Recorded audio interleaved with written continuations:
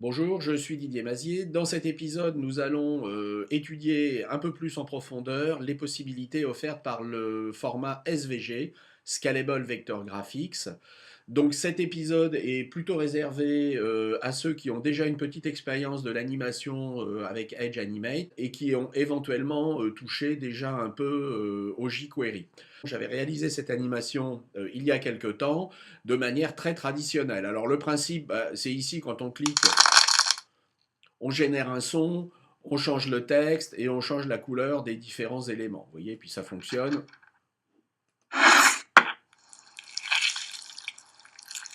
Petit bruit de décapitation,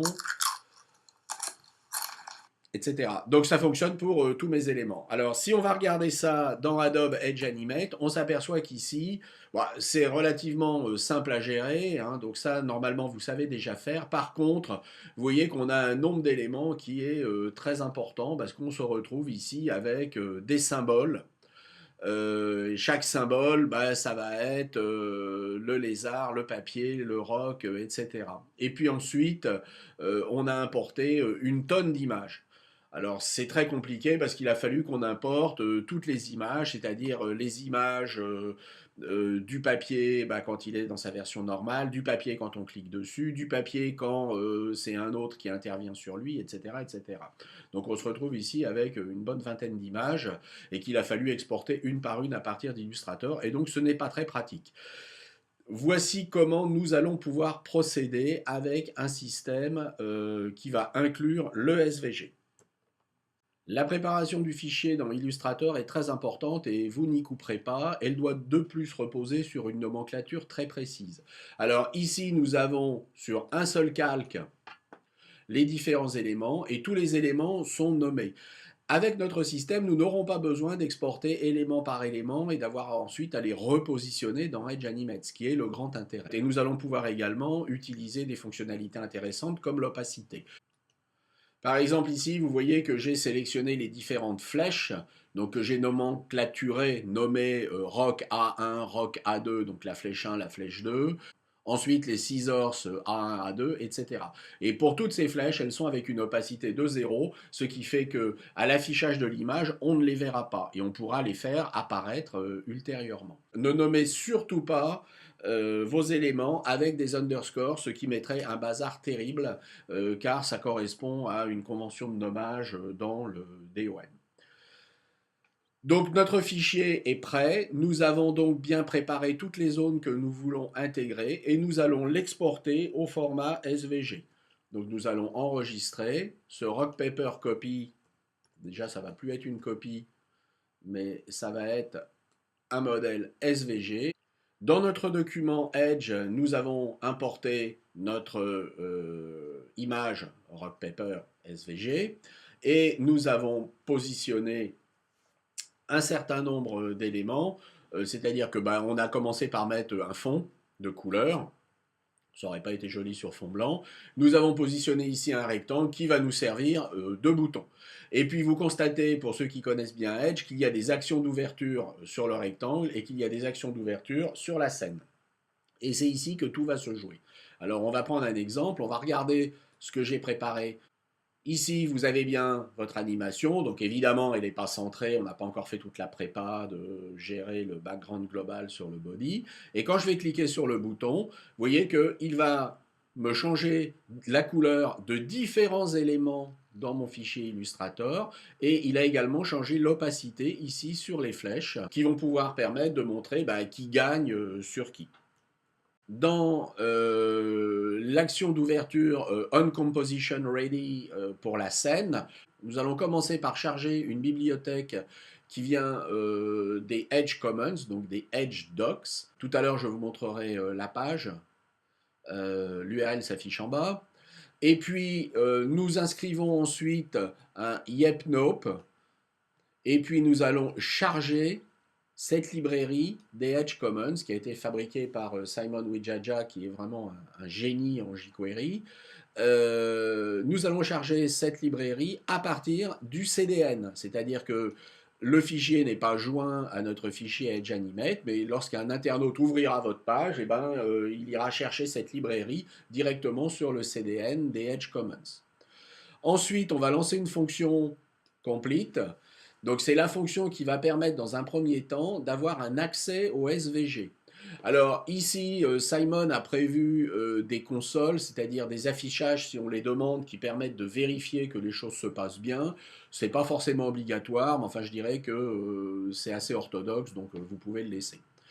Et puis ici, c'est ce qui est très important, c'est que nous avons lancé la reconnaissance de l'accès SVG par le système de la librairie EC-SVG. C'est-à-dire qu'on va pouvoir maintenant aller reconnaître dans le document SVG quelles sont les différentes zones que nous avons répertoriées dans Illustrator. Les flèches, les contours, les tracés, etc. Et puis, une fois que cette reconnaissance est faite, donc une fois qu'on a ce qu'on appelle le callback sur le done, donc cette fonction a été chargée, eh bien, on va lancer une fonction qui sera la fonction SVG document qui permettra ensuite d'intervenir par des clics ou sur des triggers à différents moments dans notre animation. Alors, cette fonction SVG document, qu'est-ce qu'on va faire dedans? On relance une petite console pour dire ça y est, on a obtenu l'accès SVG. Et puis ensuite, on va pouvoir définir une variable. Et cette variable, ça sera la variable SVG document qui est basée sur cette même fonction que nous allons ensuite pouvoir réutiliser. Au niveau de notre trigger, donc en l'occurrence ici pour nous ça sera un bouton, mais ça aurait très bien pu être quelque chose qui se passerait sur la timeline, on va pouvoir récupérer dans un premier temps la variable qu'on a enregistrée tout à l'heure, donc ça sera une variable qu'on va appeler SVG document, on va aller récupérer dans le document, dans la composition, c'est-à-dire en fait dans notre fichier Edge, nous allons récupérer sur la scène et nous allons récupérer la variable qu'on a enregistrée qui s'appelait également SVG document. Et une fois qu'on aura récupéré cette variable, eh bien on pourra l'utiliser. Et c'est ce qu'on fait ensuite avec des définitions où on va modifier l'aspect de la zone dite Spock qui se trouve dans le SVG document. Et donc ce SVG document, c'est cette variable qui est ici, mais qui fait référence à la variable qui a été définie précédemment au niveau du stage, et donc qui va aller récupérer la structure du SVG et va pouvoir aller reconnaître ce qui se passe dans le SVG. Et c'est grâce à ce système-là ensuite qu'on va pouvoir appliquer la CSS, remplir ici avec une couleur, donc ici en l'occurrence c'est une espèce de rouge.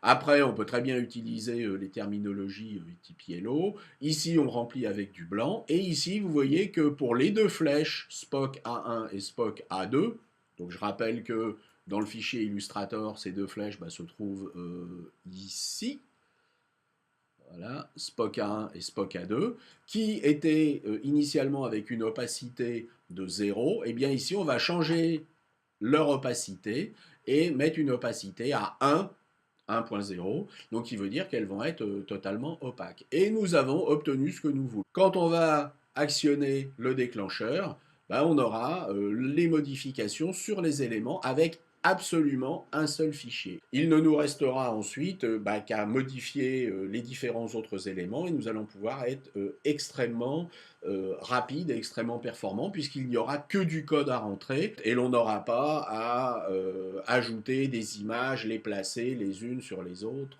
etc. Alors, une petite astuce pour terminer. Si je veux mettre une action sur un clic sur un élément ici, je serai embêté parce qu'il faudrait que je détermine une zone. Alors, soit je détermine une zone avec une opacité à 0 et je le fais dans EdgeAnimate, soit je place un élément avec une opacité à 0 dans le fichier Illustrator. Par exemple, ici, je vais prendre ici un cercle, je vais positionner un cercle. Ce cercle existe, mais est activé et visible, mais on va pouvoir générer un clic sur ce cercle. C'est-à-dire que je vais copier, par exemple, ce que j'avais fait sur le rectangle. Ici, on va faire un copier. Vous voyez, l'intérêt du code, c'est qu'un petit copier-coller, ça va très vite. Et ici, sur mon ellipse, qui va être mon déclencheur pour Spock, je vais coller mon code.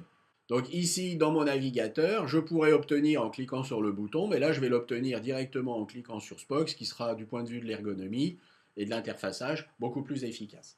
Voilà, j'espère que tout cela vous a intéressé. Vous allez pouvoir aller consulter et récupérer les différents éléments pour charger les bibliothèques ici sur edgedocs.com/edgecommons et vous allez pouvoir vérifier qu'il n'y a pas que l'interactive SVG, il y a également d'autres fonctionnalités.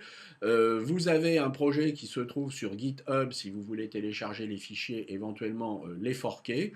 Et sinon, vous allez pouvoir récupérer les URL qui vont vous permettre de positionner votre appel de cette librairie dans vos actions d'ouverture sur le cdn.edgecommons.org et vous avez ici les différentes versions. Donc je vous conseille d'utiliser la dernière version. La première, c'est un lien qui vous renvoie vers la totalité des Edge Commons. Si vous ne voulez travailler sur votre document qu'avec le SVG, vous ne pouvez travailler qu'avec ce simple module SVG. J'espère que tout cela vous a intéressé et vous souhaite à tous des animations formidables sur Edge et une interactivité qui va s'améliorer de jour en jour. À très bientôt, au revoir.